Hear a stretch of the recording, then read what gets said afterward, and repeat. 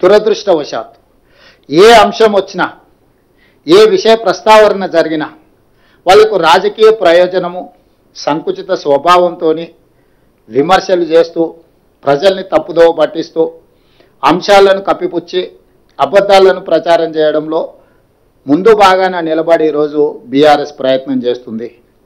అఖిలపక్ష సమావేశంలో అన్ని పార్టీలకు జరుగుతున్న పరిణామాలు ప్రభుత్వం దగ్గర ఉన్న సమాచారాన్ని అంతా వివరించినాం.